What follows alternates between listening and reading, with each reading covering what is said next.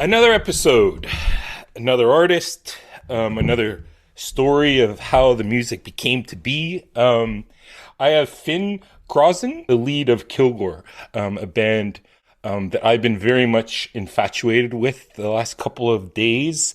They're on the eve of their March release of their new record, which is called How to Put Your Hat On, which is coming out in March.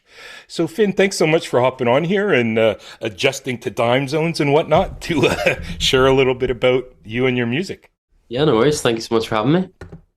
Do you remember those early moments in life where music was really like, it grabbed you? Yeah, I think it's always kind of been just a very important part of my life. My dad plays music. He plays the mandolin. And when I was growing up, most of my childhood was spent in kind of being dragged along to bars while he was playing in trad sessions and stuff like that. And I would kind of just sit with a glass of Coke and a small tub of Pringles and listen away. Um, so it was always a big part of my life. And then kind of when I was really young, I kind of diverged from the trad music stuff and started listening to the classics like Nirvana and Slipknot Mhm. and really heavy metal music when I was a young teenager. Um, but it wasn't until I was like 17 that I started like playing music and stuff. But yeah, there wasn't really like a moment. I don't have a specific moment where I was like, oh, music is my thing. It's Right. just always been a very important part of my life. Yeah. Well, having a dad that does music too, it must have been such a joy to watch, and him now Yeah, seeing you like exactly. great story. Yeah.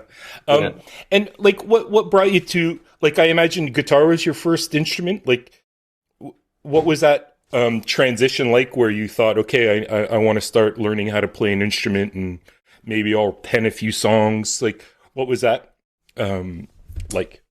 Well, I started learning guitar maybe when I was like 10 or 11 because my mum and dad always I have a sister and they sent us to lessons really young. My sister plays the piano. So they definitely wanted us to learn an instrument very young.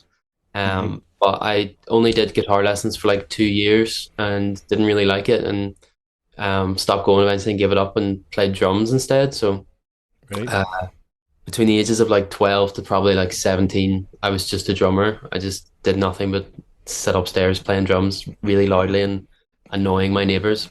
Um, but yeah, it was, and then I picked the guitar up again when I was like 17. I discovered an artist called Ben Howard, who I became obsessed with, still obsessed with him to this day. Um, and then that kind of led me to discover like more folky stuff like John Martin and Nick Drake and that kind of thing. And it really inspired me to pick up the guitar again Mm-hmm. and kind of just I immediately started playing about with like open tunings and stuff and um, writing songs like that. And then it was a very natural progression into like learning to play like Ben Howard tunes and then just found myself writing my own songs and then started playing gigs and stuff when I was like 17 or 18. Nice, nice. And had you been a part of other bands before Kilgore became your main focus? Yeah, so I ironically I played like a couple of my first gigs on my own, Mm-hmm. playing guitar, and then I joined a band playing drums again and played drums like nonstop for like 2 years in a band called Brand New Friend back in Belfast. And then I played in a couple of bands in Belfast as well, here and there, before moving to Glasgow for uni. And I was in Glasgow probably for like a year and a half or 2 years before I kind of wanted to join a band again. Mm-hmm. And then I played in a couple of things. I played drums in a funk band. I played guitar with a couple of pals bands, and then I played bass for a long time in my friend Lucas's band, who's called Sulka. And I've just did an album with him as well last year as well. So um, yeah, Kilgour's not my first band, That's but cool. Yeah, yeah. It sounds like you've been doing this for quite a long time in your existence here on Earth. And what was it like to like decide, okay, I want to front a band? Like, because it sounds like you were kind of like, drums kind of in the background, bass background. Like, when did it start to become, you start to realize that you want to be at the front of the band? it was never like I want to front a band kind of thing. I just I'd always written songs, and I think I'd reached the point where I was like, I want to try and um, expand on that and see what that's like, particularly because I had uh, for ages mostly just written songs that were kind of built around just me and a guitar. Hmm.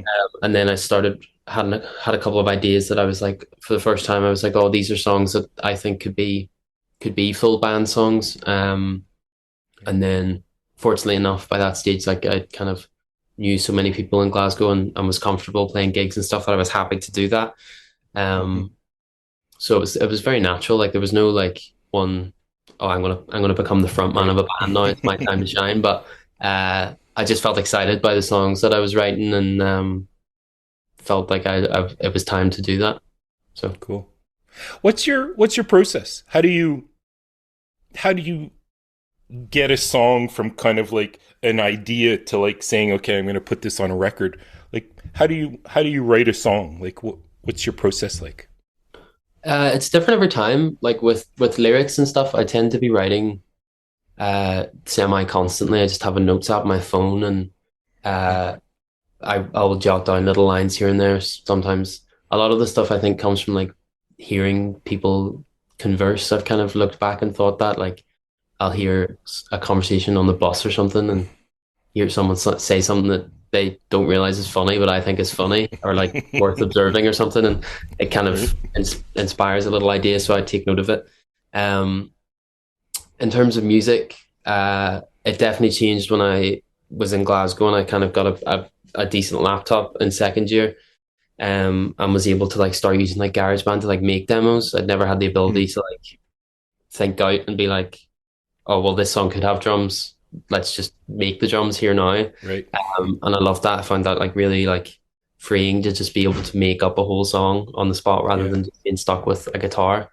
Um, but yeah, it's different every time. The songs on the album kind of all came during the first lockdown when I went back to Ireland. Mm. Um, and I was writing my dissertation for uni and I had nothing else to do but sit in the house and play guitar all day at my laptop. And I managed to get furlough from an old job I'd had in the summer at this like kids Hmm. science center in Belfast. And I literally worked there for like 2 months, um, and then never set foot in the building again. And like nearly a year later, when the pandemic happened, I got a letter through the door because I was still on their payroll, and I ended up getting like £280 or something a month from them for like 10 months. Meanwhile, I was sitting in the house with like no expenses, just writing a dissertation. So I took that money and bought myself like a jazz master. It was like my first decent electric guitar. So that definitely inspired a lot of it because all I wanted to do in between doing my uni work was just sit and play that all day. Yeah. No, that's wicked. Great guitar. Yeah, it's And nice. I love that idea too of you kind of like, because you had the experience of drumming bass, like you already had those credentials, so you could create a whole song on your own, really, Yeah, with yeah, your computer. And yeah. Which is class. I think it's really nice to be able to kind of dip your toes in everything. And like when I was writing those songs, there was never a moment where I felt like, oh, I can't play that or whatever. I was just like firing it into the laptop, just anything and anything, making like mad string arrangements and all. So it's nice. It's really fun to like have that ability. yeah, absolutely. So, I mean, I was kind of noticing the difference. Like, I obviously I've been going through your Bandcamp, and your first release that you put out is Kilgour Demonstrations Volume One. Very acoustic, very beautiful. I love that you put the chords on the front of the cover too, and where to put the capo and drop B, and it's so cool. Um, what? How did your sound from that demo get built into the sound that we'll hear on this next record? Because they're very dramatic in sound. Yeah. I feel you in it. I know I feel your voice and your lyrics, but what was that journey like from going from that pandemic kind of, what was it, four releases? I imagine you did mostly on your own to, full band. You have a 5 piece with this wall of sound that you created. Tell us a little bit about that transition and how that happened. Yeah. Well, the demonstrations EP came about. Those were all songs written at the same time as the songs on that are on this album coming up. I had I think I had like a ridiculous amount of songs after the end of the pandemic, and some of them got split into kind of two veins of like quieter kind of acoustic-y numbers and this batch of really loud songs that had come from buying the Jazzmaster. Hmm. So I did that EP and just released it on Bandcamp. A couple of songs have kind of spurred into another project with the guy that mixed the album, Keelan. We released a song last year Cool. as the Model Home, which is kind of in the similar vein to the Demonstrations EP. Hmm. And then, yeah, I was kind of stuck because right before the pandemic, we did like a couple of gigs with a small band. It was just a three-piece.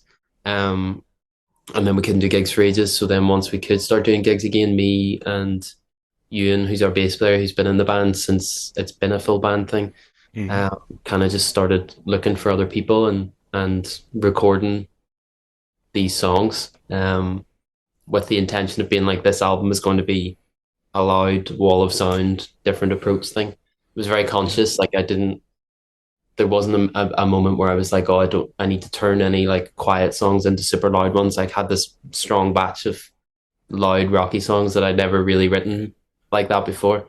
And I was like, this is the avenue that I think Kilgour can go down now, which is good. It's exciting. Yeah, yeah. I mean, it's such a full sound that you have. And I mean, I've heard descriptions of, grunge to shoegaze to indie. Like, it's this real nice mesh of a couple of different genres. Who do you think was your most biggest influence when you were writing those loud songs? I know a Jazzmaster will give you that depth of power. But like, what were the people you were listening to when this album was getting written, the one coming out in March?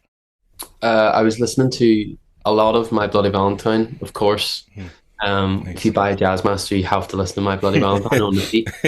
Well said, yes. And there's another band called Dive.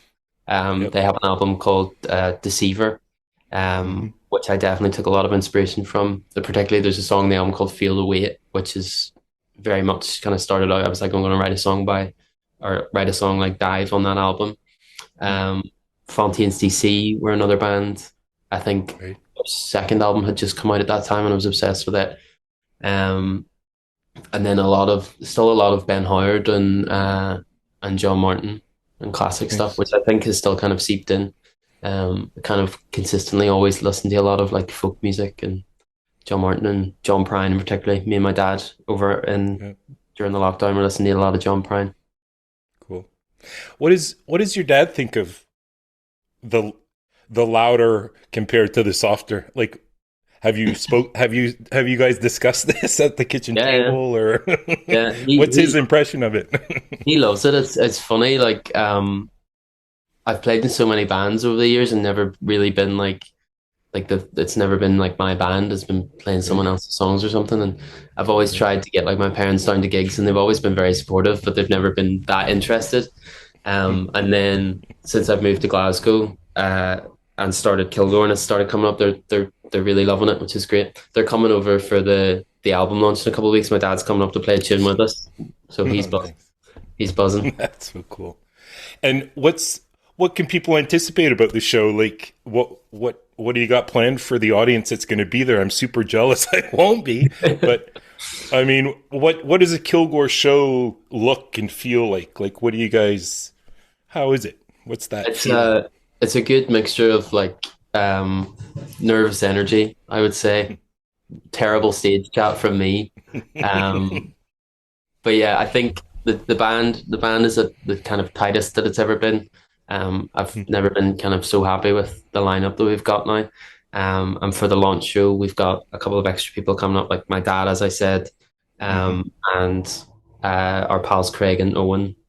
Craig is Ewan's brother, the bass player. They're coming up and playing with us for a couple of tunes, because there's a couple of like the track Don't You Hate the Way in particular is has like strings and trumpet and stuff on it, so they're coming up to kind of play that role in the launch. So I'm looking forward to it. It'll be like the most extravagant gig we've played yet, but it'll mostly just be, we're quite like, we don't take ourselves too seriously or anything. There's no like dramatic stage show or whatever. Mostly just like get on the stage and be like, "What's happening? Here we go." Sometimes it works. Sometimes we come off the stage being like, "Whoa, that was a little ropey." But And I love it. I love your descriptions. What what's success for Kilgour? Like, if you had to kind of, pontificate or kind of imagine, like, what is success would feel good for you with this new band that you've done and the new record coming out. Describe that a little bit to us. What is that? What does success mean for your band?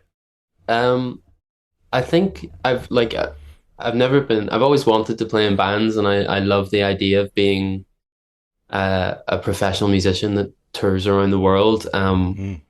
And I think we've done a lot this year to kind of work towards that. We're hoping to do a little tour at the end of the year, to promote the album. But the one thing I tend to like my I'll like get ahead of myself and be like, oh well, we've got an album now. We're like a serious band. We'll be like, surely we're going to blow up now. But I Right, kind of have right. deliberately scaled it back. And when we started talking about releasing the album, it was like I wanted to headline the venue that we're doing the launch in, and Hmm.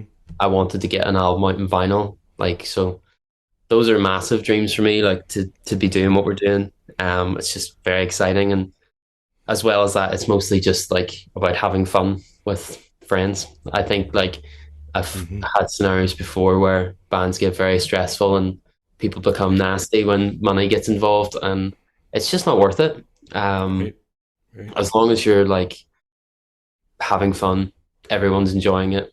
Like I've got four people in a band who are willing to like commit a lot of time to play my songs, so that's all I could ask for, and they play them That's well. amazing. So Yeah, yeah, that's wicked. Yeah, I see that. I mean, in LP too, like you mentioned, like just having that, touching it, and I created this from from my exactly, mind. exactly. It's a pretty powerful thing. We Um, picked. I picked up the vinyl today actually, oh, cool. from the label shop, and it just looks class. So I've been like a giddy little kid today. Yeah, that's so cool. That's so cool. Well, you should be very proud. The record, like I was mentioning, I got a chance to kind of listen to the soundtrack, the SoundCloud release of it, and it is a powerful record. So you should be very proud. Thank you. I love asking artists just starting up, if you could look back in time, like when things were just starting for you, and what kind of advice would you give to a startup musician? Kind of, yeah, I got these handful of songs, I'm not really sure. I mean, you've lived those. What did you learn from that experience that you have now that keeps you kind of motivated and, um, kind of keeping your head down and keeping going forward? Yeah, I think mostly just have fun with it. Like Hmm. I wouldn't. I think looking back on a lot of things I did when I was younger, I took it far too seriously and was convinced that it was going to go somewhere that it ended up not, and you end up getting like really stressed and disappointed if it doesn't work out. Right. And forget that the fact that you've just had a lot of fun, and you've done like particularly the first band I played drums in, like had a very silly like rock and roll fallout because there was like talk of managers appearing and labels and stuff, and uh, everybody was really burnt out when it was happening, and then everybody just got really silly, and we just ended up falling out, and we were like, I just turned 18, and I remember Hmm. thinking like when I left that band, being like, well, there you go, that's it. I had that band that had a lot of buzz about them, and then I left them. I'm that guy or whatever. And looking back on it now, I'm like, I was 18. It was it was not the biggest deal at all. It was not a big deal at all. So yeah, I think if you're just starting out, like the most important thing is, uh, I think hold on to the social aspect of playing music. Like it's a Hmm. tool to express yourself, and it's a tool to meet new people and make memories and have friends, and that's if you're getting that out of it, that should be enough first and foremost. Absolutely. Well said, man. Well said. You're a wise guy, Finn. You're very wise. Beyond your ages, but I think living so many experiences in such a compact time span, You have to. You're right. The reflection's always there, and kind of keeping yourself grounded at the same time. Yeah. So to wrap up, and again, Finn, thanks so much. You guys check out Kilgour, How to Put Your Hat On. It's coming out March. What's 2024 looking like for Kilgour and yourself and the music that you do? It's looking busy. So we've got the album launch at the start of the year. We've got a couple of videos and stuff coming out over the next few months. And then the next thing is we're going to do hopefully a couple of shows in Ireland in the summer, and then in sort of late September time, I think, try and do some kind of UK tour, get down to London and Brighton and like Newcastle, I think we're talking for the show. Basically anywhere and everywhere. Just try and get as many shows as we can, and just keep having a laugh, and then start thinking about another album, hopefully. Cool. Has the songwriting for the next record already commenced? Yeah, it's about like 95% done, which is good. Wow, It's a good amazing. position to be in, I think. Absolutely. So You guys are it's a little bit, inspired, eh? I mean, it's awesome. Like, yeah, it seems like things are flowing really nicely with you and your with the band. yeah, for sure, definitely. I'm very excited about the next batch of tunes. I'm kind of trying to like hold myself back because we're so close to this album coming out that I'm like, okay, let's start playing the new songs now. I'm like, no, nobody's heard this one yet. Just slow down. But yeah, no, it's good. It's good. So cool, so cool. Well, stay tuned, everyone. At the end of this, we're gonna play a single, "Don't You Hate the Way," from Kilgour. Finn, it's been a real pleasure. Thanks so much. I wish you all the best. Thank you very much. I've really been impressed with this record, and I hope that it brings you lots of fun times, good times with the band, and kind of propels you to the next level. I'll be following. Thank you very much. Thanks for having me. Great.